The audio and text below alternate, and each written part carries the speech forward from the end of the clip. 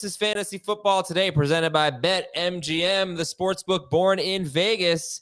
Today on the show, we'll tell you why Detroit's defense has been better than expected, why DeAndre Hopkins is a new player with the Kansas City Chiefs, a rare look at a Thomas Schaefer character flaw that I just discovered.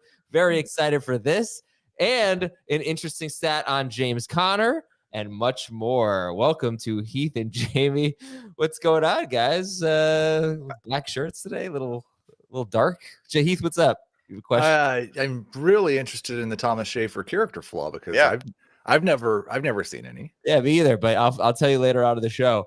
Jamie, let's keep it positive for now. Let's get a player we love for Week 10. Let's go with positive Purdy. Brock Purdy, start of the week. He owes me one. He was start of the week earlier this season, did not deliver, but this is a great opportunity for him. You know, Christian McCaffrey back, Juwan Jennings hopefully back, or I guess hopefully Christian McCaffrey's back. But really, it's the free space. You know, what Tampa Bay has allowed to opposing quarterbacks. I mean, they made Patrick Mahomes actually look good. You know, so you've seen now 4 quarterbacks in the last 5 games. 2 of them have been Kirk Cousins, but Lamar Jackson, Cousins, Mahomes have basically been around 40 fantasy points in each of their games against Purdy. And surprisingly enough, he has yet to have back-to-back games with 20-plus fantasy points. So he's coming off a game with 28 fantasy points. He's hit that number in 2 of his last 3. So he's starting to, you know, get the numbers on top of playing well. But I think McCaffrey opens up everything for the offense, as we have seen. You know, aside from Ayuk, they'll be hopefully, you know, healthy, and just love the setup for him going into that matchup at Tampa Bay. I saw a question in the chat before we started, Brock Purdy or Sam Darnold. Darnold has a great matchup against Jacksonville. Who do you like there, Purdy or Darnold? They're actually back-to-back for me with Purdy 1 spot ahead. All right. Heath, who do you love this week? This one's going to sound strange because it's not supposed to be a great matchup, but I love Josh Downs against Buffalo. You know, we talked about this yesterday on CBS Sports Network. He had a down week last week, and it was 12 PPR fantasy points. I do not think Joe Flacco will be as bad as he was last week. And we've seen that, like, against this Buffalo defense, if you're going to have a little bit of success in that passing game, it's probably going to be short area targets, not stuff down the field. That's where Josh Downs functions. I think this could be a 40 pass attempt game from Joe Flacco. You're probably going to see 25% of those attempts go to Downs. So 10 targets, 8 catches, should be 15 fantasy points. When you said he had a down week, was that a pun? No, but it was good. Yeah. So I was gonna hit that for you there. Okay. It wasn't a Downs week. It was a down week. Josh Downs or Marvin Harrison Jr. Downs. And over DeAndre Hopkins against Denver. Yep. Yeah. Okay. All right. Players to avoid. Jamie, who we sitting? There's a few quarterbacks that are playing well that I don't like. Mahomes would be one. Rodgers would be one. And Baker Mayfield would be one. Rodgers. Interesting. All right. Mahomes, sorry to interrupt. I'll go with Rodgers. Arizona's defense, you got to run against them to be successful. And there's only been one quarterback that has not had success running the ball. Now, you could say Josh Allen, without his rushing numbers, would have been great week 1. But Jordan Love is the only one that has had success against his defense without rushing for production. He had a 4-touchdown game against them. Rodgers is playing well. But think about how that game unfolded for them. First half, he was miserable. Came back in the second half. You got 3 touchdowns, but only 211 yards passing. Now, clearly, you got the game that you were hoping for because both Garrett Wilson and Devontae Adams played well. And that could clearly happen again. But I think you got to give Arizona's defense some credit. Like, they shut down Purdy. They're coming off a game where they shut down Caleb Williams. I don't remember their exact game log all the way across the board, but they've handled some good quarterbacks or some quarterbacks that have been sort of in this range from a production standpoint. So if you've been starting Rodgers, like I have him in one league, I'm probably not making a move because I like the rest of season schedule. But like Daniel Jones to me is better. Purdy is better. I would even consider Trevor Lawrence if he's healthy over Aaron Rodgers this week. Yeah, you know, I have a segment or a section in my notes called Arizona's Weird Defense, and they have held Jared Goff to 17 points, Brock Purdy to 14 points, Tua to 16 points, Jaden Daniels to 25 points with 47 yards and a touchdown rushing. They've actually been pretty solid against some running backs. James Cook, 13.3 PPR fantasy points. Jordan Mason, 10.8. Josh Jacobs, 12 points. J.K. Dobbins, 9.6. DeAndre Swift, 14.2 points with 6 catches and 31 receiving yards. So it's weird. It's like they don't really have a good defense, but they're doing pretty well. So I'm glad you brought that up. Yeah, it's not as easy of a matchup as it looks, I guess, for the New York Jets. I didn't boost him for the matchup. I just also don't think it's a matchup that you downgrade him for. So what do you have? Purdy over him, but I have Rodgers still as a top 10 quarterback. I'm starting him. Where do you have him, Jamie? 17 or 18. Rodgers. Okay. And Dave also has him 17th. Heath has him 10th. So who are you sitting, Heath? It's hard to sit wide receivers this week because the position's pretty awful. But you mentioned him when you asked about Josh Downs, and in full PPR, I am not very excited about starting Marvin Harrison. I would hope that I have a couple of wide receivers, especially in a 2 wide receiver league, that I could start over him. The targets have not been consistent. The matchup is not good against the Jets, and he won't be shadowed the entire game, but it's still a very good pass defense. So if I could get away from Marvin Harrison, I would like to.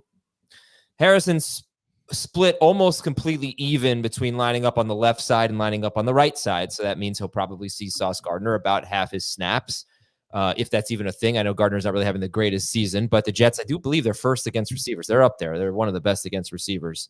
Also, he had like an 18-yard ADOT last week. It's just all they do is throw downfield to him. It's really annoying. You know what I thought about, though, in this game was I remember a couple weeks ago where I was high on Marvin Harrison Jr., and I thought the Dolphins were going to put up points against the Cardinals, and they were finally going to have to throw. Right. So that did come to fruition. Does it happen again? Did the Jets put up enough points where Kyler Murray throws 32 or more passes? And in that case, we might get 8 or more targets for Harrison and maybe good games for both of them. I don't know. What do you guys think? Like, did the Jets put up enough points to get into this kind of game with them? I don't feel like that's the case. I don't think it's going to be a shootout. I don't like it. It seems, I don't remember where the over under is. I was just looking at that, but it seems like it was 46, which is not low, not super high either. Okay. 24-21 game. Question in the chat: Harrison or Addison? Harrison. Harrison. All right. Well, I've used a lot of my stats for the Jets-Cardinals game, so that's good. That'll save us some time later. This is one of my favorite games on the slate, actually. Yeah, it should be fun. So I should have asked Thomas this before. Sorry, I'm going to put you on the spot, Thomas. Are we 9 a.m. Live stream on Sunday? Yeah, we were supposed to talk about that at some point. I'm good with it. You know, the Heath's unavailable, so it's only you and Dave. And Dan's not going to want to come on I could probably do it before our show. Oh, okay. So let's do it. I think people want to watch a Giants game with me, right?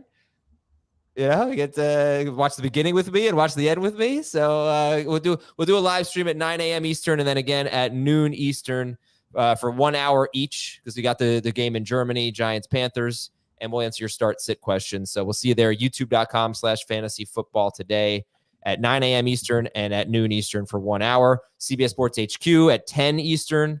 You can watch Jamie there, giving some fantasy advice as well. News and notes. Jamie mentioned if Trevor Lawrence plays, that is not a certainty. He was limited in practice, but Doug Peterson did not commit to him playing against Minnesota. He has an upper body injury. Dak Prescott, it seems, according to a couple of sources, according to ESPN, Dak Prescott is probably going to need more than 4 weeks to return. And you have to wonder if he's going to return at all, depending on where they are in the standings. Cleveland GM Andrew Berry was non-committal about Deshaun Watson playing again for the Browns. They obviously owe him a lot of money. Bryce Young is going to start for the Panthers against the Giants in Germany. Will Levis was limited in practice. I got a good stat on Calvin Ridley with Will Levis and Mason Rudolph. I'll tell you that later. Baker Mayfield missed practice with a toe injury. Most of the Bucs missed practice yesterday. Well, that's an exaggeration, but Sterling Shepard, Jalen McMillan, and Baker Mayfield, they were out. Running back news, Brian Robinson Jr. was limited in practice. Christian McCaffrey, he may not come off IR until they have to declare they're inactives. They still haven't committed to him playing. You guys are ranking him. Yeah, go ahead. I think that's a really tough one because we expect that he's going to play, but we've already been fooled once before. I don't know that there's any guarantee that the tendonitis isn't going to flare back up Sunday morning. So I already had him behind Dobbins. If you're making that decision on Thursday, I think I'd probably start Chase Brown over him. Dobbins is not on the Ravens. Not okay. Derrick Henry. I'll probably move him behind Chase Brown. Okay, Chase Brown. You'll move him behind Chase Brown. I think so. I was lower on him anyway. Okay. If you don't know, I think you have to play Brown. Yeah.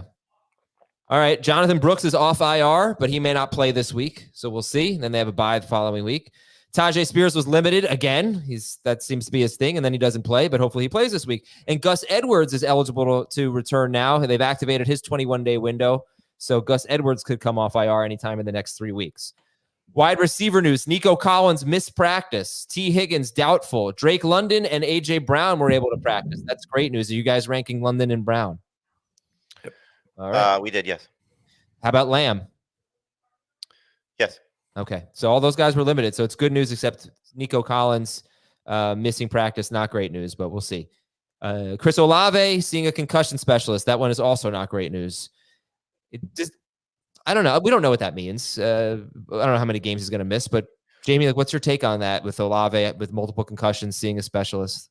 I have him in a 10-team league, and I considered dropping him last night just because of a roster crunch situation.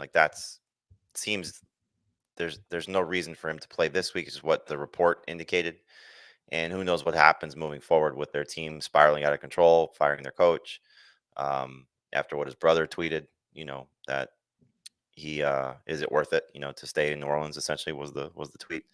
So given the circumstances, multiple concussions in a 4-week period and multiple concussions in his career, this may not be we may not see Chris Olave the rest of the season. Wouldn't surprise me.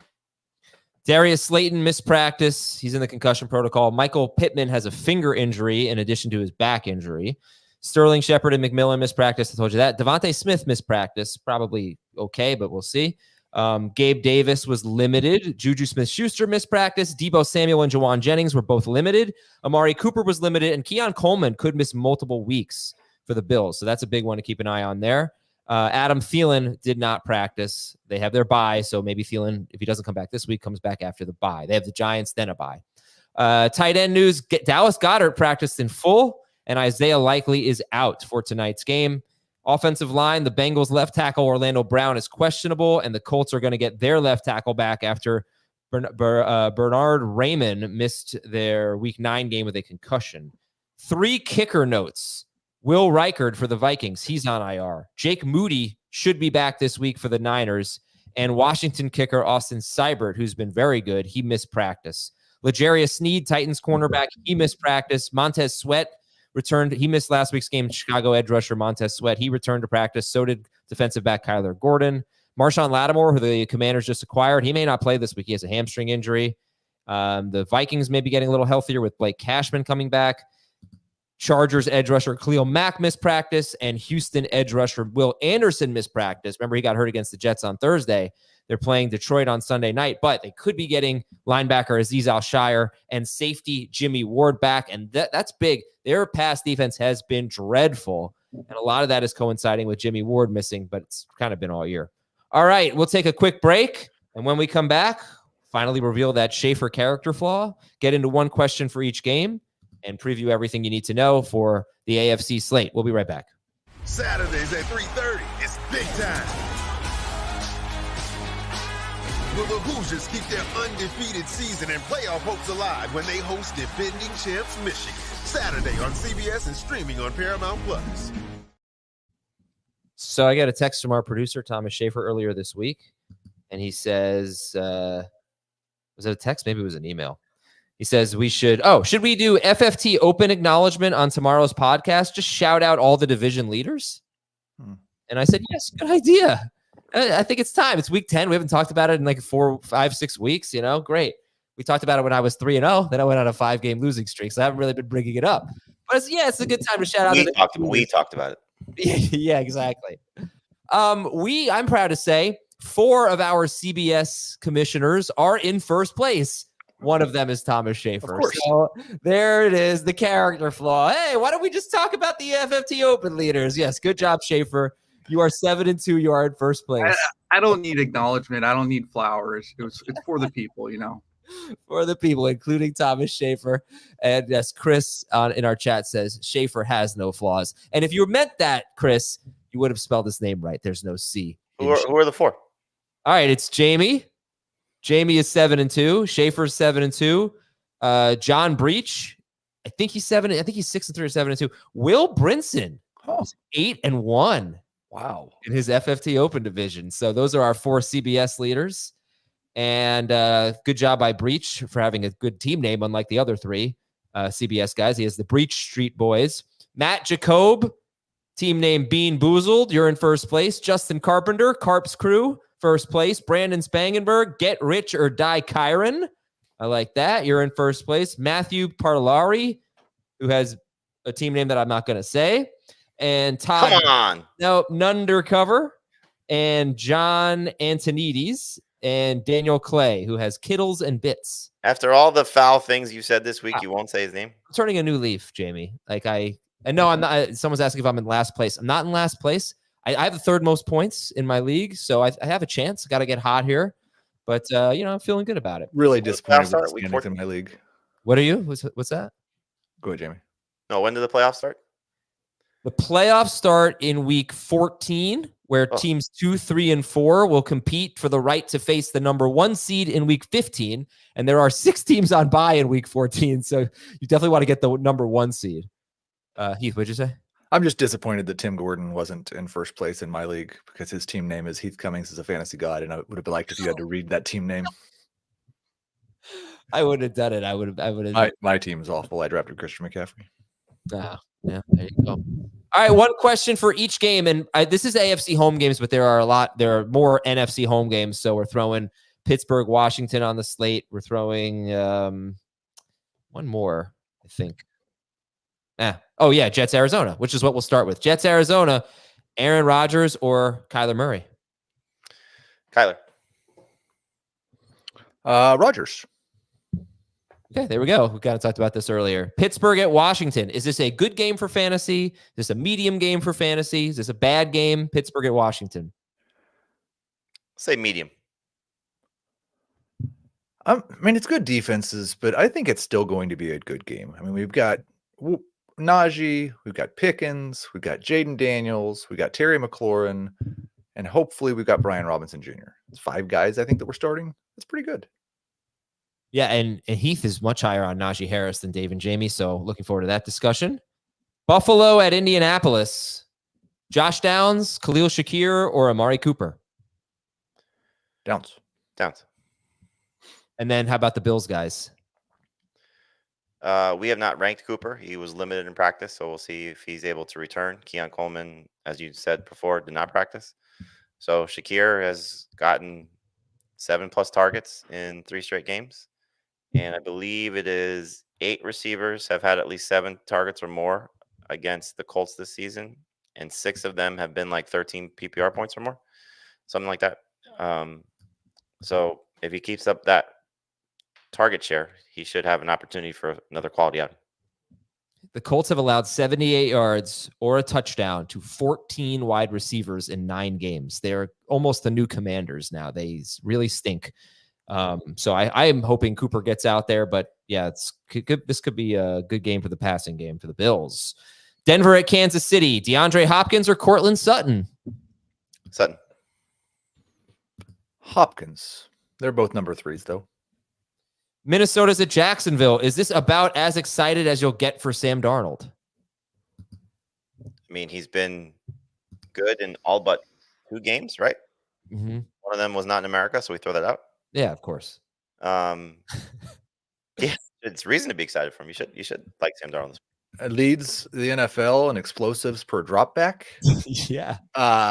Like he's, yeah. I don't know. I don't know why you're taking shots at Sam Darnold. No, I'm saying this is as good as it gets. I mean, he's QB8 on the season. I think we have him ranked about QB8. Like that's what he is. He's Yeah, top but 8 quarterback. How many years from now until we're talking about Daniel Jones like we're talking about Sam Darnold? he just doesn't process the field On a different team with, finally good head coach and playmakers. That's I mean, not the head coach's fault. He was a top 8 quarterback last week. He might be a top 8 quarterback this week. It might be happening right now. Giants are turning things around. No, but with Darnold, in case you didn't know, he leads the NFL in explosive play per dropback. But also the Jaguars, the only team that gives up more big plays than the Jaguars is the Ravens. And the Jaguars have given up 24 or more fantasy points to 6 of the last 7 quarterbacks they have faced. Detroit at Houston. Daniel Jones and Coach Slowick in, let's see, what city? Cleveland. Seattle. Oh, wow. New Orleans. Oh, yeah, that could work. Minnesota at Jacksonville. I mean, sorry, Detroit at Houston. Starter said Jared Goff. Sorry, Seahawks. I wouldn't do that too. Start. Sit. Kyler Murray or Jared Goff? Goff. Kyler. All right. Not a lot of consensus today. Tennessee at the Chargers. Do you like a wide receiver in this game? Like, yes. Love, no. Must start, no. I think I have 3 of them all ranked between like wide receiver 20 and wide receiver 30. So in a 3 wide receiver league, I'm probably starting Ridley and McConkey and Quentin Johnston. But as of right now, I'm kind of ranking as if L'Jarius Sneed's not going to play because he didn't practice. And we're still ranking as if Mason Rudolph's going to start. So if we get Will Levis and L'Jarius Sneed both back, that would hurt pretty much everybody. Okay, so if you want my Calvin Ridley stat, he has a 21.1 yard ADOT with Will Levis and a 12-yard ADOT with Mason Rudolph. That's a huge stat. That's a very big deal to me. To anyone, you can't be good with a 21-yard ADOT. It's ridiculous. And by the way, I did watch the tape, and he did get shadowed by Christian Gonzalez, and he played pretty well against Christian Gonzalez. I gotta say, there were a couple plays that were left on the field, like could have been a big game for Calvin Ridley against the Patriots. He's actually playing pretty well right now with Rudolph. All right, let's get into the games a little bit deeper here. We'll start with the Jets and Arizona. The Jets, 10th in points per game, first in yards per play allowed, though. And, I don't know how good Arizona's offense is, but good offenses that the Jets have faced. The Niners scored 32 points, the Vikings 23, the Bills 23. And then I already told you about Arizona's weird defense. So I don't know if you guys want to talk a little bit more about Aaron Rodgers, but Jamie's got him 17th and Heath has him 10th. So Heath, make the case for Rodgers. He's been basically 20 points per game since Devontae Adams got there. And I just kind of think that's where he's going to live. This is an Arizona defense that's not as bad as we thought they were going to be in terms of allowing fantasy points, but I still don't think that they're a matchup that matters. You don't downgrade because of them. So you've got Garrett Wilson, you've got Devontae Adams, you've got a fine matchup, you've got a fine over-under. He's a starting quarterback. Do you feel the same way, and this is probably a question for the audience as well, if the third touchdown doesn't happen for Rodgers in that game last week? I don't know. Maybe. I might feel a little bit worse. Yeah, I feel like when you see the third touchdown, you're like, oh, well, he's got Devontae Adams and Garrett Wilson now. He's capable of right, but that was, Houston's trying to stop the clock. They caught them in a blitz. It was a great play. And listen, points are points, and it just, when you see those end of game plays like that, especially when you sort of break that game down in segments. The first half was miserable for them. Then Adams leaves with a concussion. So factor that in also, that he wasn't there for a portion of it. Yeah. And then you get the play at the end. I wouldn't be surprised if Rodgers has a good game. But again, the track record for what the Cardinals have done, only one quarterback with just his passing alone has been good against his defense. Yeah. I still think, and that's true, I still think if you look at the Cardinals in relation to who Aaron Rodgers has played this year, this is one of his better matchups. Yes, that is also true. He's had a very tough schedule. And it's all, I think what gets me excited for Rodgers is that they have the 4th most pass attempts per game in football. They are a throwing team. So, but all right, let's see what happens. It's a good debate. Aaron Rodgers, 68% rostered. Any hesitation with Breece Hall this week? Nope. I think the only guy that is like off the radar from a draft early season standpoint that I would start over is Tyron Tracy. Oof, wow. I'd still start Hall. All right. Okay, let's go to the Jets wide receivers. Garrett Wilson's top 12. Devontae Adams is about 16th. Anything to say, Jamie? No, I think you're starting these guys, and this will be the telling thing for how these receivers perform in regards to Rodgers, because you could take that game last week. Wilson has a 2-touchdown game. Adams doesn't score, but he still gets you, positive numbers with his catches and his yards, and vice versa. Could get a 1-touchdown game for Wilson and or a 1-touchdown game for Adams. So this is one of those where the puzzle doesn't always fit when you look at rankings for me.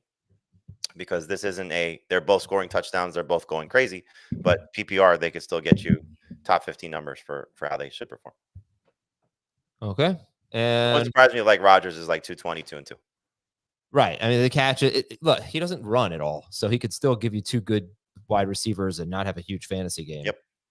Tyler Conklin, we're going to sit. All right. So Kyler Murray, you guys are closer on Kyler Murray. Heath, I think, has Kyler Murray 11th, just behind Rodgers. Jamie has him 13th. So, why should I have faith in Kyler Murray? He's coming off a 5-point game, 4.8 fantasy points. He's facing the Jets. They are 4th best against quarterbacks. I don't know. He barely throws. He has 0 carries inside the 5-yard line, and he's a top 13 quarterback. What, Heath? What? Yeah, I think you're putting a little bit too much weight on he's a top 13 quarterback. That's kind of the range that you put a guy that could score 25 or 30 fantasy points basically any week and also doesn't have a lot of floor. It's really right in the range of is there a quarterback that I want to start? And I did actually move Daniel Jones ahead of him. So I think I've got him 12th now instead of 11th. Because I want to start Daniel Jones against the Carolina Panthers. But I'm not gonna go to a guy I don't feel good about because of Kyler's floor, because Kyler has more upside than pretty much all of the QB2s. So you mentioned they're 4th in fantasy points allowed to opposing quarterbacks. I think that's a little skewed based on some of the early season matchups now they played. You look at what they've done lately. Yes, they were good against CJ Stroud. His offensive line was a mess. He was down 2 of his top receivers. He scored 11.5 fantasy points. The 3 games prior to that, excuse me. Josh Allen, Russell Wilson, and the combination of the Patriots guys, they each scored 19.9 fantasy points or more. I think if Kyler does that, that puts him in top 15 range, maybe borderline top 12. And the thing about all 3 of those situations was rushing touchdown for Josh Allen, rushing touchdown for Russell Wilson, rushing touchdown, and almost huge game for Drake May, 46 rushing yards in the half against the Jets. So if Kyler runs in this game, which hopefully he does, because that's when he's been at his best fantasy-wise, he could have a huge game here. That's good. Yeah. And I'm still hopeful that Rodgers does well enough, that the Jets do well enough where we get a lot of pass attempts, or a lot for him anyway, more than 30 pass attempts. So what did he do against the Dolphins? He scored 26.2 fantasy points against Dolphins when he threw 36 passes, but Kyler's averaging 28 on the season, 28 pass attempts. And then you also, you're coming off the game where he was miserable, no touchdowns, 6 yards rushing. Like, they didn't need him. Oh my gosh, did he play poorly in that game? The Trey McBride play, I can't get over it. He was open for 5 seconds. If he spins right instead of spinning left, it's the easiest touchdown throw I'll ever have his career. Oh my! All right, James Conner. Would you start James Conner over Breece Hall? Yes. I have them very close, but I do think I have Conner 1 spot ahead. This is what I wanted to mention about. They're both not catching the ball. Yeah, but Connor's got 18 targets in his last 5 games. So he doesn't catch the ball a ton, but back early in the season, he wasn't catching it at all. They are throwing to him now, so that's good. But he has the 6th most carries, the 6th most yards, and the 16th most touchdowns in the NFL. 6th most carries, 6th most yards, and only has 4 touchdowns. He also doesn't have a receiving touchdown. The Cardinals have only run 14 plays from inside the 5-yard line. That's the 6th fewest in the NFL. But I would say Connor's touchdown luck just hasn't been very good. By the way, can you name the running back who has the most carries without a touchdown this year? Most carries without a touchdown. He's in the NFC. Rushing touchdown. He's in the NFC East or West? Most carries without a rushing touchdown. He's on Dallas. Rico? Yeah. Good job. Good job. But he's got 3 receiving touchdowns. That's crazy. And Arizona's wide receivers. Okay, we're not going to start Michael Wilson or Greg Dortch, but how do we feel about Marvin Harrison? We've talked about Khalil Shakir and Amari Cooper. We talked about DeAndre Hopkins and Courtland Sutton. Where does Harrison, Jamie, where does he rank? You guys have him ranked very similarly with that group. He's behind them, and it's it sucks because he's behind Sutton and Hopkins. He's behind Sutton. He's ahead of Hopkins. Okay, go ahead. But keep going. In that range. Again, he needs 6+ targets. If he gets 6+ targets, there's a good track record there. If he doesn't, he's just going to stink. So to your point, you want to see Kyler Murray throwing the ball and hopefully leaning on him. So not an easy matchup. I think if you avoid Sauce Gardner, he'll be okay, but could be in for a tough afternoon. And I do have currently Hopkins and Sutton ahead of them. I'm maybe just a little bit lower in full PPR. Listen, it's hard to bench him for the same reason that we were talking about Kyler still being QB 13, because we've seen it, there is enormous upside, and there's upside with that type of profile. But there's also just huge weekly risk. And I don't think there's a lot of downfield wide receivers that have had great games against this defense. The thing is with the Jets, like, how good are they defensively? I feel like they're a little overrated because they just, and this same thing happened last year. Good wide receivers don't really struggle against the Jets. They haven't faced a lot of good wide receivers. The Niners guys were not good in week 1. Remember, Ayuk dropped a touchdown. Debo had a rushing touchdown, but he wasn't great. But, like, I don't know. I mean, Pickens had a huge game. Tank Dell just had a huge game. Justin Jefferson had over 90 yards and a few pass interference penalties. Who have they stopped? They haven't stopped anyone that good. I think they're overrated. The one thing that we did see last week, and Hassan Reddick should get more and more comfortable, especially with additional time. They sacked CJ Stroud a lot. They hit him a lot. 8 times. And so if their pass rush is getting better, it's going to make everything else better.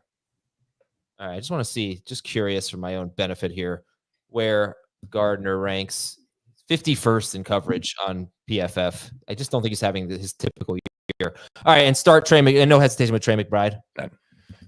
Mike Gesicki or Trey McBride? McBride. All right. Jets DST. Heath likes him 6th. Jamie's got him 15th. They really were awful for 3 straight games before sacking CJ Stroud 8 times. Hopefully Hassan Reddick helps them going forward. We're going to take a break. We got Pittsburgh and Washington when we come back. Another very interesting game here. 2 defenses playing pretty well. 2 quarterbacks playing pretty well. We'll be right back on FFT.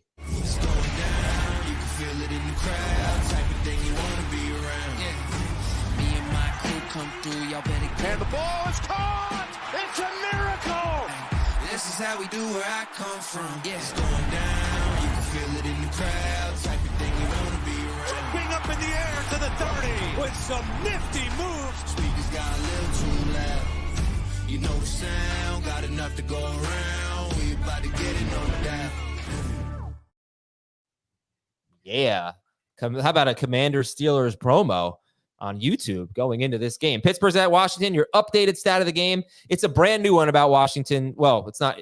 I'm getting rid of that old Washington stinks against wide receivers. Here's the updated stat of the game on the Commanders. In their last 6 games, they have held Marvin Harrison Jr., Amari Cooper, Deontay Johnson, DJ Moore, and Malik Neighbors to 60 or fewer yards, with only Marvin Harrison Jr. out of those 5 receivers scoring a touchdown. They did allow a huge game to Zay Flowers, but as we know, he can't be stopped. But is this a bad matchup, Jamie, for George Pickens? Are we nervous about Pickens?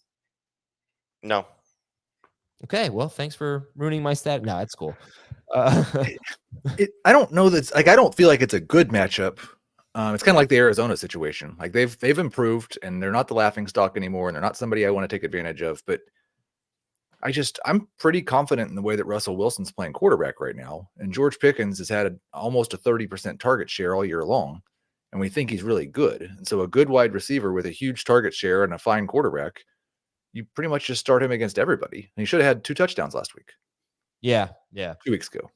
I think if the Commanders do it again, then we have to really start thinking about it. But I don't know. Watching the Giants-Commanders game, I was not impressed with their pass defense, with their defense really at all. I don't. But maybe they'll rebound. But the Giants moved the ball pretty well. Russell Wilson is a sit. He's playing nicely, but he's a sit. Like, I know you don't like Aaron Rodgers. Would you start Rodgers over Wilson, Jamie? Yeah, I don't necessarily view Wilson as a sit. I just don't think he's a start. Like, I don't think he's going to have a huge game similar to what he had in his last game where he was around 17 fantasy points. I think that's kind of where he'll live most weeks. It's tough to say he's going to get multiple touchdowns until we see it consistently. Now, he had a rushing touchdown 2 games ago, and he played better statistically in his first game against the Jets. But you got to give this Washington defense a little bit of credit based on how they performed recently. Let's talk about Najee Harris. Heath, you have him 10th in PPR, 6th in non-PPR. Dave and Jamie are closer to 20 on Najee Harris, so nobody's saying to sit Najee. but you really like him, Heath. He's running better than he has in his entire career. 26% avoid rate, which is way higher than he's ever had before. He's even the last 2 games when Jalen Warren's been back, he's averaging 20 rush attempts per game. The Washington Commanders are giving up a league worst 5.2 yards per carry to opposing running backs. This is a smash matchup for a runner. Now, he hasn't done much as a pass catcher. That's the one area the Commanders have been good against running backs. They haven't given up much as pass catchers. So I think we'll see 20 rush attempts for Najee. We'll see 100 yards, and hopefully we get a touchdown too. Najee or Tyrone Tracy? Najee. Tracy. Wait, Jamie, so is Purdy your start of the week or is Tracy? Purdy is my start of the week, mostly because, as we've noted on our waiver wire shows, there are no significant injuries to running backs. Okay. So all the main guys are getting started in too high of a percentage of leagues. And if I don't use Tyrone Tracy in the running back section, I don't really have a lot of guys to use. There was a lot more quarterback options. So it was more of a strategic schematic thing than it was a who do I like better across the board. And as I write in there, I said Tyrone Tracy was almost the start of the week. But if I didn't use him, I'd be looking like, hey, let's start Derrick Henry. He's great. I had to, use guys that are somewhat in a gray area. Fair. Okay. Pittsburgh wide receivers, we're going to sit Mike Williams, but apparently we're going to start George Pickens full steam ahead. And he's 13th for Heath and 9th for Jamie and even higher for Dave. And Pat Freiermuth, we're going to sit. Jaden Daniels is 5th.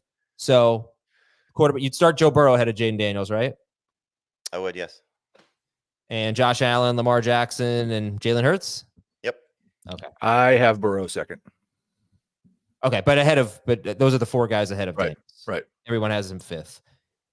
Heath, how are you approaching the Washington running backs? The Steelers are 11th against opposing running backs, but only 4 yards per carry. They give up a lot of receiving yards to running backs. That's not really Robinson's thing. So how are you approaching the Commanders running backs? Well, we've not ranked Brian Robinson yet, so that will make a big difference. If Brian Robinson Jr. is back, then I would rank him as a low-end number 2 running back and Austin Eckler as a high-end flex. If Brian Robinson Jr. is out, then Austin Eckler is a must-start running back. And if Robinson Jr. is out, and he was limited on Wednesday, are we preferring Chris Rodriguez or Jeremy McNichols? I'd prefer to not. But those are some of the only running backs that, like, I'm thinking of my IDP league, and I would have to start one of those guys, I think, because it's just my RB2 situation is that bad. I would go with Rodriguez. I think just given the matchup, it's a point. But given the matchup, like, why? Why? Yeah. I know the situation's desperate, but, hopefully most people aren't. Oh, my number 2 running back in that league is Devin Singletary. Right. So, Rodriguez. Sounds like a bad team. It's not. It's my worst. It might be my worst team. I thought for a minute, I was like, I might finish in last place, but I'm on a 2-game win streak. I would rather start Justice Hill tonight than one of those guys. He's not available. I would love my team, because I just look, because I play Adams week. My team is so much better than Adams' team, and he's like 2 games ahead of me. Really?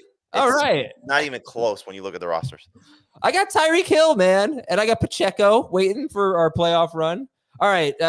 So yeah, Brian Robinson Jr. if he plays, or Kareem Hunt. Probably Hunt. Brian Robinson Jr. if he plays, or Rashad White against the Niners. White and PPR. Robinson for me. Any hesitation with Terry McLaurin? Nope. I'm starting him. Okay. 98 yards or a touchdown in 7 straight games. The Steelers are 11th against wide receivers. They've been pretty good. They've held Drake London, Courtland Sutton, CeeDee Lamb, Devontae Adams to fewer than 12 points. Malik Neighbors had 14 points last week, 14.1. So they've been good, but McLaurin has been just phenomenal. And I believe in the last 7 weeks, he leads the NFL in end zone targets, I believe. All right. Zach Ertz, starter sit, Heath. I would like to sit him. Okay. Not a bad streamer, but it's not a must-start guy. Like we had prior to last week. Mike Gesicki and Taysom Hill were the 2 big waiver wire ads. I'd start both those guys over. Agree. Sam Laporta or Zach Ertz? Still Laporta. Buffalo's at Indianapolis. I have a bunch of stats of the game. I don't think you're going to care about a couple of them. Stat of the game that probably won't move you. Dalton Kincaid had 5 to 7 targets in 6 straight games. before 10 targets last week. Let's just say Dalton Kincaid gets 5 to 7 targets. Well, there have been 4 tight ends with 5 to 7 targets against the Colts, and 3 of them scored at least 16.7 PPR fantasy points. Pat Freiermuth, Jonnu Smith, and Josh Oliver. They stink against basically everyone, but tight ends, they're bad. Dalton Kincaid or Zach Ertz? Kincaid. It's Kincaid, but man, could he do something to justify his draft capital in either fantasy football or the NFL? He has 52 yards is his season high. Yeah. He gets a lot of red zone targets, and he's got 4 end zone targets, which isn't bad. He's just not scoring. He's not really doing much. Sam Laporta or Kincaid? Kincaid. It's Kincaid. All right, here's stat of the game that definitely won't move you. I said that stat of the game that probably won't move you was about Kincaid. But stat of the game that definitely won't move you is this one. This is the 3rd time in Josh Allen's career that he has 25 or fewer rushing yards in 4 straight games.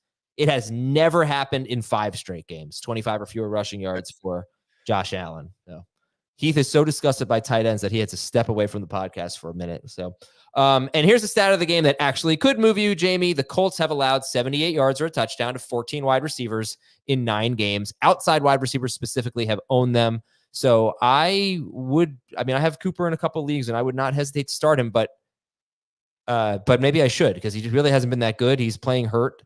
What do you think if he plays? I think he's a number 3 receiver.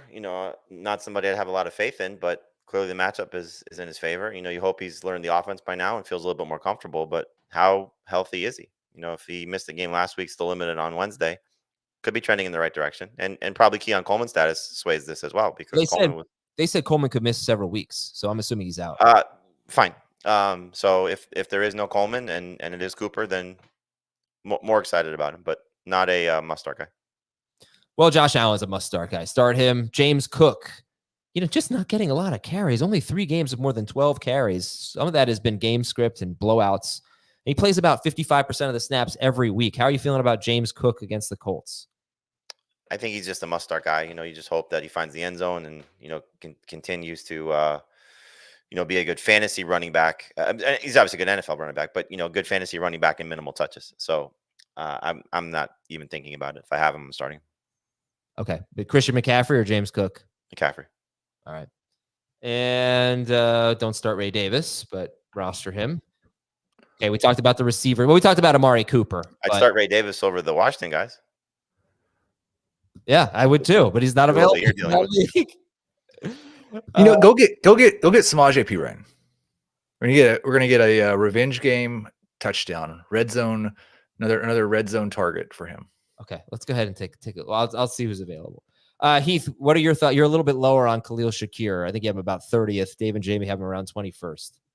Yeah, I will. I've kind of left their target share in limbo a little bit for the possibility that we might get Amari Cooper back. So his ranking's not going to change much if Amari Cooper is activated. If we get Cooper ruled out, I will move Shakir up a little bit. I still think you're probably getting, it's a very PPR heavy performance. He got one really good yardage game this year and 2 touchdowns. So it's really based on the catches. I have really good news for everybody. I have Tyler Algier in that league, and I'm starting him against Jamie. So there you go. That's much better. That is better. Much better. It's probably going to score a rushing touchdown against. That's playing the Saints, right? Yeah. Oh, that's fantastic. They might have 2 rushing touchdowns. Start of the week. Put him start of the week. Dalton Kincaid is 9th for Jamie, 9th for both of them. Talked enough about him. So go to the other side. Sit Joe Flacco. Yes. We keep the Saints simple. Start Taylor, start Downs. The Colts, sorry. Colts, start Taylor, start Downs. Yep. It's a much better matchup for Jonathan Taylor. The Bills give up the 2nd most fantasy points to running backs. And Taylor actually, with Joe Flacco, he gets targets. 9 targets in 2 games with Joe Flacco. Target share above 16% in both games. So that's good. I guess I should do some Josh Downs ors. And All right. You know what? Here's what I'm going to do. I'm going to look at the chat. If you have any questions about this game, Bills-Colts, fire away. Khalil Shakir, Juwan Jennings, or Jordan Addison, PPR? Shakir. Yeah, Shakir. Okay. Just give me a second here. I'm going to take Flacco or Herbert? Herbert. Yeah. We're getting some consensus now. Go back to one from the last game we did. Najee Harris, Tyrone Tracy, Tony Pollard, start 2. Tracy and Harris. I would sit, well, is Will Levis starting? I would sit Tracy. Josh Downs or Jacoby Myers? One's on a bye. So I'm going to start Downs. Downs or Hopkins? Downs. Downs or Mooney? Mooney.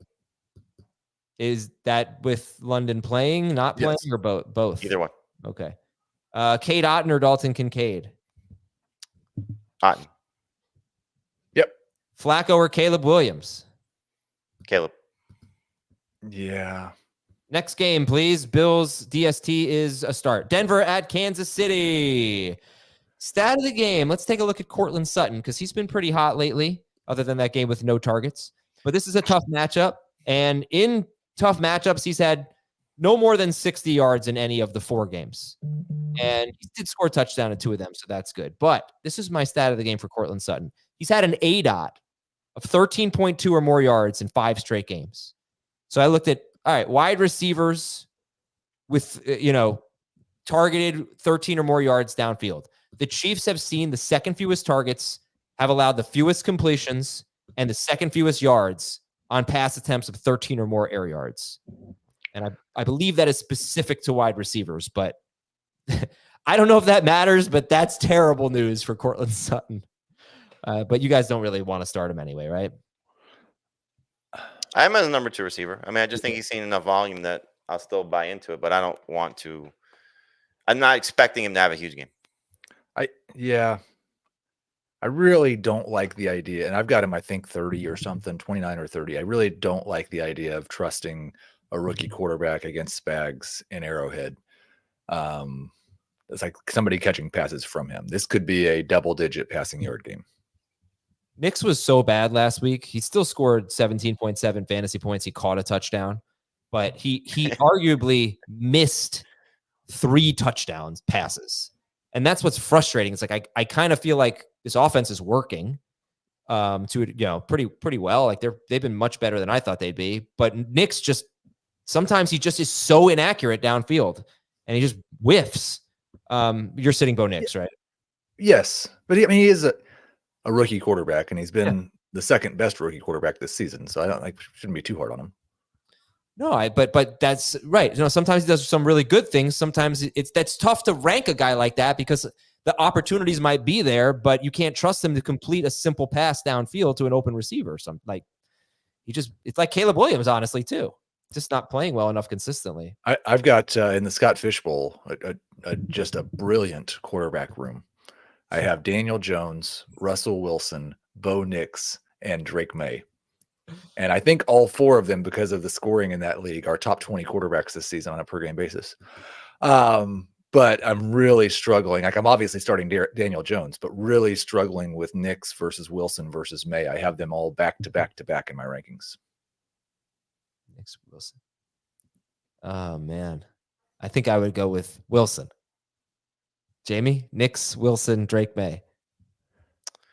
I'd go Wilson. Remember, it's 4 points per pass touchdown, and it's a half point per rush first down. Oh yeah, no, then don't go with him. Go with Bo Nix. No, yeah, Bo Nix. Or Drake May, who's running for all kinds of yards. Right? No, I'd go Wilson. All right, we're sit Javonte Williams. Yes. Yeah, I'd like to. Tyler Algier or Javonte Williams? I'd start Javonte. Okay. And Sutton, we talked about. Any interest in Adam Troutman in this matchup? Okay. Patrick Mahomes. We have a Patrick Mahomes or Brock Purdy question. Purdy. Yep, it's Purdy. Okay. How do you feel about Mahomes this week against the Broncos, who are 6th best against quarterbacks, but just got destroyed by Lamar Jackson last week? I don't think that what Mahomes has done the last 2 weeks in the matchups that he's done it against means that he's back as a safe fantasy quarterback. So if you've been starting him, what did we say? It was 85% started on Wednesday. If you've been starting him this entire time, why would you go away from it after what he just did? But I think we probably would all agree Daniel Jones has a better matchup, so you can start Daniel Jones over Patrick Mahomes. Purdy has a better matchup. You can start him over Mahomes. Darnold playing better over the course of the season, better matchup. Start him over Mahomes. I don't know how many quarterbacks you want to look at here, but I would start him over Rodgers. I would start him over Baker this week. I just don't like the matchups for those guys, and they've been playing better than him. So take it for what it's worth. Yeah, I've got him QB 16. I think there's 3 guys that I have on teams with Mahomes that at various times I have started over him or gone back and forth. It's Bo Nix, it's Daniel Jones, it's Kirk Cousins. This week I'm starting Cousins and Jones over Mahomes, but I am starting Mahomes over Nix. How do you feel about Kareem Hunt this week? I mean, he's a must-start guy until proven otherwise. It just depends on who you have on your roster, So number 2 running back, I think you just got to hope he continues to find the end zone. You said it. What would Isaiah Pacheco be doing in this offense right now? And Kareem Hunt is just finding ways to get the job done. And they had Mahomes mic'd up. I think it was the NFL handle, X handle, Twitter handle, tweeted out. Him. Just run it. He wanted Hunt to get the touchdown at the end. Yep. So it's an unselfish situation where they're letting him get every opportunity inside the red zone, and he's coming through. He's averaging 24 carries or something like that in his last 4 games.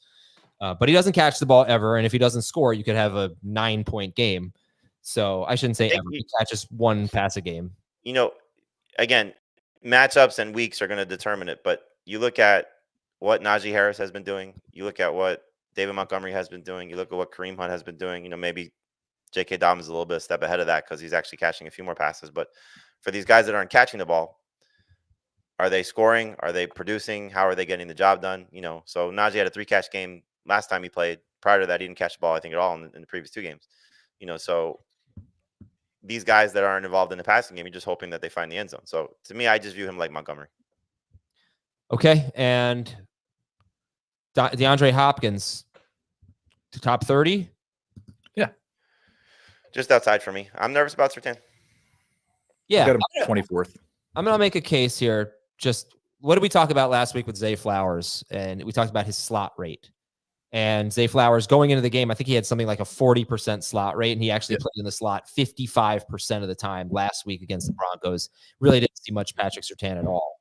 So looking at what Hopkins did for last week for the Chiefs, and I think they used him kind of like Rashee Rice. Yep. He's not as explosive, but he had a 60%. He played 60% of the snaps. So that's the thing. I don't know if he's ever going to play a full snap share. He hasn't played more than 71% of the snaps in any game this season. He's got that knee thing that he had earlier in the year, but he had a 7.3 ADOT and a 38% slot rate. And 38% slot rate was a season high. And with Tennessee, DeAndre Hopkins ran go routes. His go route rate was 22.2% or higher in 5 of 6 games. Go routes are not good for fantasy, as Jacob Gibbs has informed me. But with Chiefs, it's been 7.1% and 14.7%. So they're just using him differently. He's a short area guy. Got a couple of end zone targets last week, I think. Anyway, I like that, and gives me hope that he could do better against Surtain rather than if he were on the Titans and they were just using him the way they used to use him. That was a much more detailed, much more elaborate. But also what I said yesterday is just, I think Andy Reid's probably going to get DeAndre Hopkins away from Patrick Surtain on enough. You gotta wonder, and this is just speculating. Did the Broncos learn their lesson of not putting their best corner on the other team's best receiver, no matter where he lines up? Well, I've watched so many Surtain snaps because he's faced these number 1 receivers, and he will follow these guys into the slot. I would say about half the time, just a guess. But it did happen with Pickens. It happened with Metcalf barely went in the slot, 12%. Happened with Evans, Garrett Wilson. He'll follow them sometimes, and he's not Zay Flowers, So I get the hesitation. Right. This is the type of receiver that he matches up much better with. Yeah. Yeah. So you got on one hand, this is the type of receiver that Surtain matches up better. On the other hand, the Chiefs are using Hopkins differently than we've really seen him be used. He's a big slot. He is a big slot, but not a downfield guy necessarily. I know he had an awesome catch. All right, and start Travis Kelce and the Chiefs DST. You can start. What about the Broncos DST? No. I don't love this week at DST, so I think they're right around 12 for me. The Broncos. Let's go to Minnesota at Jacksonville. And your stat of the game is a very simple one. The Jaguars allow the most fantasy points to the quarterbacks. So if we look at Sam Darnold, I know he's back-to-back with Brock Purdy for Jamie. How do you rank those two guys, Heath? Purdy versus Darnold? I believe they are also back-to-back for me. I'm not sure which one I've got higher. Like they are right there. I've got Darnold one spot ahead of Purdy, but I want to start both. I guess some people may have both of them. And they're 7 and 8 for you. So and there's okay. It's very simple. Those top 5: Jackson, Hurts, Burrow, Allen, Jaden Daniels. They're ahead of Sam Darnold. For Jamie, Brock Purdy is ahead. For Dave, Matthew Stafford and Kirk Cousins are ahead. And for Heath, Kirk Cousins is ahead. And then it's Sam Darnold. So he is top 8 for everyone. He is 7th for Jamie and Heath. Any hesitation on Aaron Jones this week, coming off a couple of games where he has struggled a bit? One word for you. Jacksonville. Yeah, this is okay. You know what? The tough calls are Addison and Hawkinson. Jamie, what are we doing with Addison and Hawkinson? Addison is a borderline number 3 receiver. You know, he's clearly proven to be touchdown dependent at this point. So if he scores, you'll be okay. His 2 best games have come when he's found the end zone. If he doesn't score, he's just not getting the volume that you like to see. So it's hard to trust him. I'm going to buy into Hawkinson this week simply because the matchup. I mean, the Jaguars have been so bad against opposing tight ends. Now, part of that you could say came during the stretch of games where Aluakon was not there.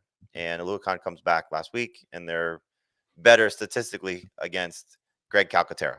He did have 5 catches for 30 yards. But I think based on Hawkinson shaking off the rust, I would start him over Laporta and Jake Ferguson this week, just based on matchup alone. So I've got him at the back of the I'm faking your ranking because the projection's terrible range.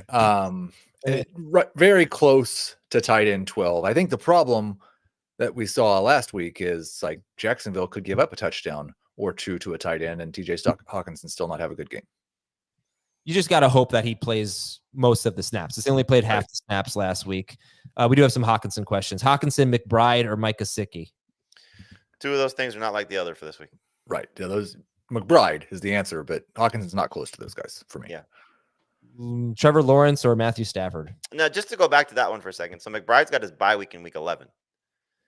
And which one would you rather carry? Because if there's no Higgins, it's easy Gesicki. But Higgins may return. Hawkinson is the guy you carry. By week 11, yeah. I mean, by next week, I would hope. So you're dropping the Gesicki for Hawkinson? To keep Hawkinson. So here's my question, Adam. Somebody made that waiver claim on Wednesday morning or this morning, and now they've realized we've just told them you should drop Gesicki, so they're going to drop him so nobody can use him now on Thursday night. Are you going to make him immediately available, or is he on the waiver wire? No, it's fine. I thought if you were picking up players and then dropping them and not using them for that week, they should go right back into free agency. No, it wasn't a malicious intent. Why you would make Gesicki available? No, I don't think you can judge intent. Yeah, you can judge intent. You know, when a guy makes 4 ad drops in a row, dropping running backs to keep them on waiver, that's intent. Somebody did that in one of our leagues? No, that was remember the Fantasy Cops thing that went viral with the other league? Oh, right. Yeah. League? I'm just saying, if this guy's playing somebody that doesn't have a tight end, and he had McBride and Hawkinson already and then picked up Gesicki, it's kind of suspicious. Lawrence or Stafford? Stafford. Okay. I saw a good one. Addison. What was an Addison one? There's an Addison or Wandale one. Okay. What's the answer? I would go Wandale in PPR, Addison and 9. Oh, it was this one. Yeah, agreed. ETN or Addison? Addison probably has more upside given the matchup.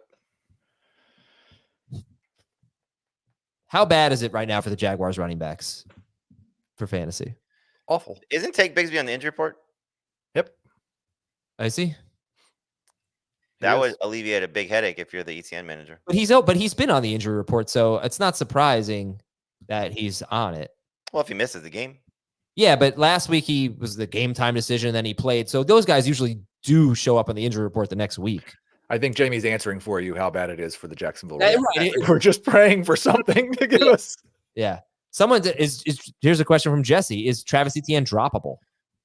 So go back, start with your IDP league and work backwards. Obviously, you'd pick up Etienne if he was available there. In a 10-team league, if Etienne's available, you may not pick him up. Yeah. Right. Do you like Trevor Lawrence in this game? Because the Vikings, they're 14th against quarterbacks. They see a lot of pass attempts. I think the thing about Lawrence is the injury is a little troubling. Remember last year he had this knee injury that he played through. I think it was knee injury, ankle injury. He played through and he was miserable. And there was the talk of why didn't they shut him down? Because they were still competing for a playoff spot. Now they're not competing for a playoff spot. So will they, do right by him, especially the franchise, knowing if they're going to move on from Doug Peterson? So does Peterson get the decision to make on Trevor Lawrence's health? But if he plays and he's proven to be a tough guy, that the matchup is good. And for what it's worth, it's been a little ugly how he's gotten it done. So last week, 2 interceptions, but he got you 2 rushing touchdowns, 3 rushing touchdowns in his last 2 games. He's basically been living in that 19-point range. I think he's a low-end starter. So if he was 100% healthy, like I said, I'd start him over Aaron Rodgers and Baker Mayfield this week, which is certainly against conventional thinking, but I like the matchup and I like the way he's playing. Starter sit Brian Thomas Jr. Start him. The only way I would be concerned is if it's not Lawrence. Would you start Pickens or Brian Thomas Jr.? Pickens. Josh Downs or Brian Thomas Jr.? Thomas, as of now, Downs if Lawrence is out. Thomas. Najee Harris or Brian Thomas Jr.? Najee. Thomas in PPR, Najee in every other format. Any thoughts on Parker Washington? I picked him up in a few leagues. I don't have a problem starting him if Lawrence is out there in deeper 3-receiver leagues where you play a flex. And so I'm hopeful. Look, 6 targets last week. It's a great matchup, as you mentioned. 32nd, I think there still are, and most fantasy points allowed to opposing wide receivers. They are. So hopefully, those 6 targets turn into something. But he's going to get opportunities again, and I think he's going to get opportunities the rest of the season. Like, this is one of those. You go back to, I don't remember how we said it. I'm sure I probably said McMillan. So I'm going to change now that we're 2 weeks into it. You'd rather have Parker Washington than Jalen McMillan because McMillan's date on expectation is about to expire with Evans coming back, whereas Parker Washington's going to have the rest of the season in this opportunity. Questions from the chat. Evan Ingram is a start. He's a top 9 tight end. Jordan Addison or Marvin Harrison Jr.? Harrison. I think you asked this one already earlier. Sorry. Drake London or Brian Thomas? London. Lad McConkey or Brian Thomas Jr.? We're gonna go Brian Thomas there. Thomas. And all right. Oh, Ray McLeod or Parker Washington? Only way it would be Ray is if London's out. Yeah. Okay. You know what? We'll take one more break. We have a couple games left. Detroit at Houston is next, and then somebody just asked. We didn't cover really Jalen Warren in the Steelers game. Oh yeah, I'd start him over Tyler Algier. I would too. I would, but I don't want to. That's like I said, that's the one thing Commanders have done well is stop pass catching running backs. I want to make sure he's rostered though. 64% roster coming into the week. Like with the way that their schedule is about to turn, he could be very valuable if they're chasing points. Okay, Detroit at Houston when we come back on Fantasy Football Today. CBS Sports HQ, giving you college football coverage unlike anyone else. We're talking Big Ten. Pre- and post-game coverage. Are you encouraged with the way that this team responded? Along with breaking news. A lot of movement in the rankings this week. Highlights and expert analysis. That streak could be in jeopardy here. Sure. What was your main takeaway from this game? How impressive was his domination? That really changed the football game. Let's go ahead and have some more fun. Another wild ending. The chaos continues. Turn to CBS Sports HQ. All right, Detroit at Houston. The Lions on a 6-game win streak. They're on fire. And I said earlier in the show, I was at the top of the show, why is their defense, better than we expected? Or why is it better than the yards they give up? Because they're not good on a per play basis or yards per game or anything like that, but they're 5th in points per game allowed. Well, the Lions are great in the red zone, 4th best red zone defense, and they have the best turnover margin in the NFL. They turn you over defensively. They get a lot of interceptions, and they are great in the red zone. So that has been the key for them. Jared Goff is just, man, imagine if this guy would throw 35 passes, how many points he'd probably score 45 points. But Jared Goff, I said that was my one question for this game was start or sit. I think Jamie said start. Heath, did you say sit Jared Goff? I've got him 14th, so he's not like a must sit at all, but he's not a must start for me either. We had this conversation on CBS Sports HQ on Sunday. Rank the MVP candidates right now. Jackson Goff. Oh, I'm going to make everybody so mad. Jackson Goff. Derrick Henry. I'm just thinking out loud, so. No, it's fine. I honestly don't even. I would say Justin Jefferson, maybe 4. I'm not talking fantasy. I'm talking. Yeah, he's incredible. I don't know. I can't. Oh, Joe Burrow would probably be going into last weekend, and Heath, you can chime in after this. It was from Bet US, I think is where I saw the odds. It was Jackson 1, Josh Allen 2, Patrick Mahomes 3, and Jared Goff 4. So that's the thing I was going to make everybody so mad about. Is the problem with Mahomes is until they lose, he has to be top 3. No, he doesn't. If the Chiefs go undefeated, he's the MVP. No, he's not. 100%. Lamar if he's so doing much better than him. If he's doing what he's done the last 2 games, despite the fact what happened early in the season, he's the MVP without a doubt. No, Lamar Jackson is running circles around everyone. He is the clear MVP. The clear. I would think that's how it's going to go, but I mean, you're talking about a guy that goes undefeated. Like he could go 50-0 this year. Lamar Jackson is winning the MVP. He is, unless things. So looking at these odds right here, Allen and Jackson are tied at plus 300. Mahomes at plus 425. Goff is 4th at plus 750. Yeah, Goff would be second to me, but he's having such an incredible season. I don't really feel like Allen is having a special season. Unfortunately, these guys get judged based on their past performance, so that's working against Mahomes. But it's really it's a great question, but it's irrelevant because Lamar Jackson is the MVP. Somebody in our chat wrote he should be 1, 2, and 3, and that is true. All right. So Goff is 10th for Jamie and 14th for Heath. Any running backs you'd start over David Montgomery? They're kind of spicy. Like, would you start Tracy over him? Yeah, I would. Yeah. Chuba Hubbard over him? Yep. In PPR and non-PPR, no. That's David Montgomery. How about Najee Harris versus David Montgomery? Najee. All right. Kamara versus Montgomery? Only in trade. Don't make that trade. Yeah, Kamara's might be worth more than 2 Montgomerys. Is Amon-Ra St. Brown in your top 12? Top 10, yeah. I think I've got him 17. Texans think. How many consecutive, I was just reading on ESPN today, how many consecutive completions from Goff to St. Brown? You know? 30? It's something like that. It's insane. Let's see if I can, I'll try to find that stat. And then what do we think about Jamison Williams? You know, I was thinking yesterday, I missed the Magic 8 ball.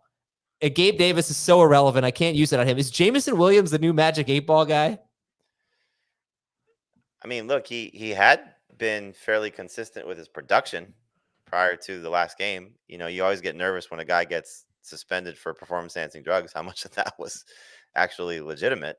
I hope not, but he's a big play waiting to happen every game. You know, so must start guy? No way. 3 receiver league where you're trying to win your week? Yeah. I mean, these are the kind of guys Heath loves, right? You got to throw him in a flex. That's a great guy to have there. Yeah. I've got St. Brown is caught in his last 5 games. My 27. This makes no sense. What happened? The Panthers have signed Chuba Hubbard to a 4-year, $33.2 million contract.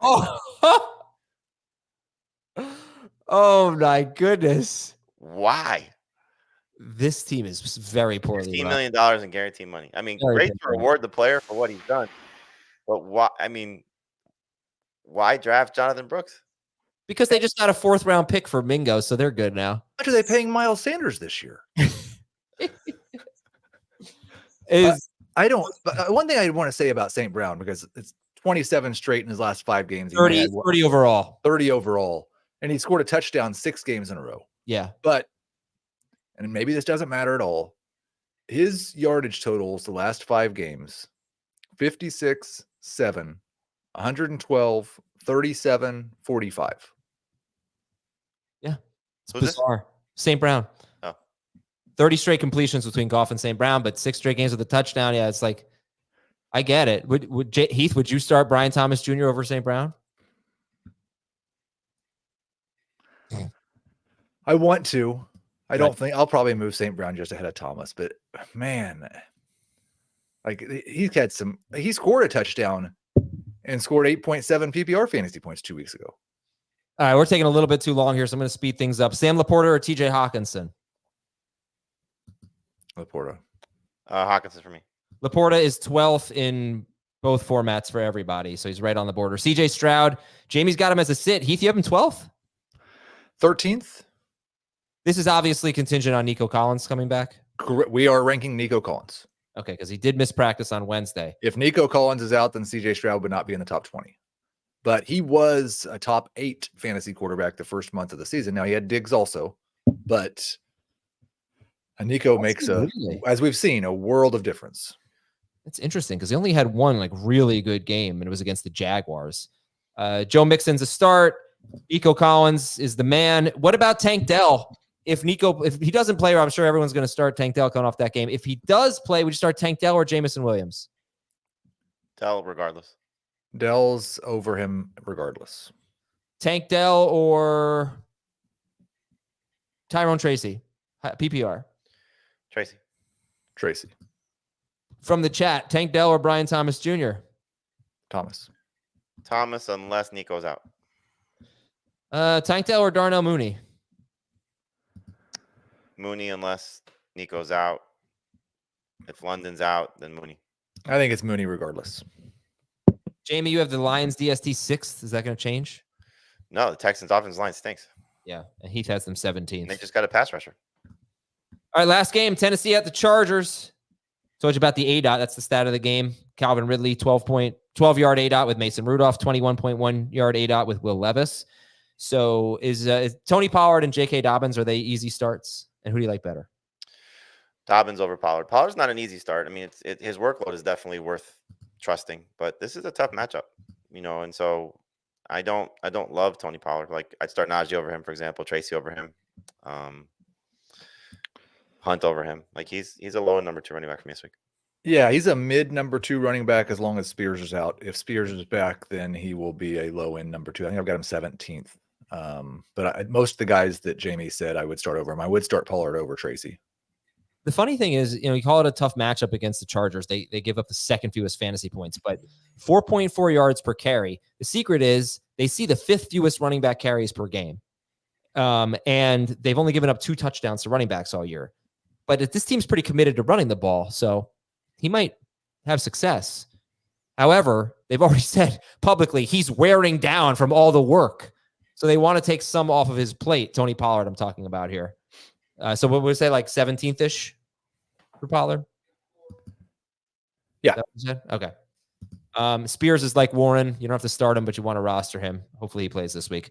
All right. So how is the Calvin Ridley ranking? He's right around 24th for you guys. How is that ranking going to change if Rudolph plays? If Levis comes back instead of Rudolph?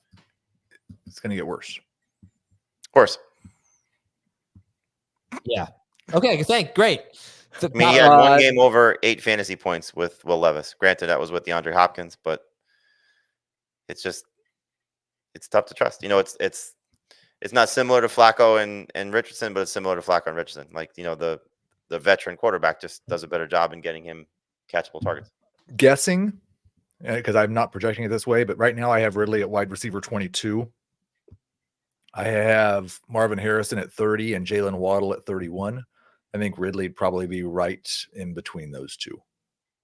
Question from the chat: Tony Pollard or Rico Dowdle? Pollard. Pollard. Let's go over to the Titans or the Chargers here. Justin Herbert. Heath got him 20th. Jamie's got him 12th. Big disagreement there. Jamie, make the case for Herbert. He's playing great. I mean, you look at what he's done in his last 2 matchups, 23 plus fantasy points. He's averaging over 30 pass attempts. This Titans defense is falling apart from a pass perspective right in front of our eyes. L'Jarius Sneed banged up. Quadre Diggs has been placed on IR.